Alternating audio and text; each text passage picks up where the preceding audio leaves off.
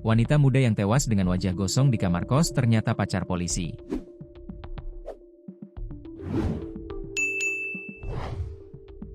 Putri Apriani, 24, yang ditemukan tewas mengenaskan, ternyata pacar dari oknum polisi yang berdinas di Polres Indramayu.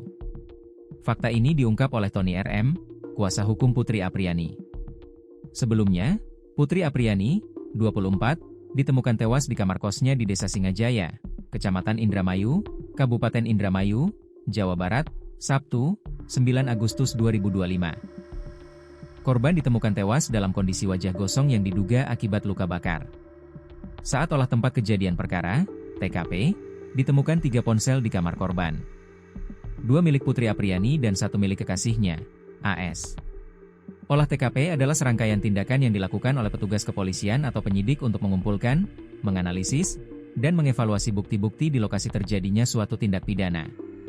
Tujuan utama olah TKP adalah mengungkap kronologi kejadian, mengidentifikasi pelaku, dan mengumpulkan bukti yang kuat untuk proses penyidikan lebih lanjut. Pengacara keluarga korban, Tony RM mengungkapkan sosok AS, kekasih Putri. Pacar Putri ini merupakan oknum polisi yang berdinas di Polres Indramayu, ujar Tony dikutip dari tribunjabar.id, Senin, 11 Agustus 2025. Tony RM sebelumnya pernah muncul di kasus Vina Cirebon sebagai kuasa hukum Pegi Setiawan, pria yang ditetapkan tersangka oleh Polda Jabar.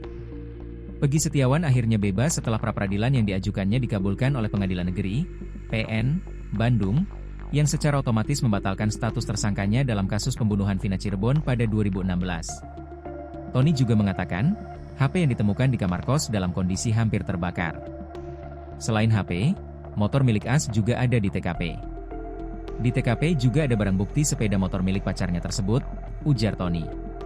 Tony menyampaikan, saat ini kasus dugaan pembunuhan ini telah ditangani oleh Polres Indramayu. Saat ini, pihak kepolisian tengah berusaha mencari AS yang dicurigai jadi dalam kematian Putri di kamar kos. Untuk sementara penyidik menerapkan pasal 338 tentang pembunuhan dan atau 351 ayat 3 tentang penganiayaan yang mengakibatkan kematian, ujar dia.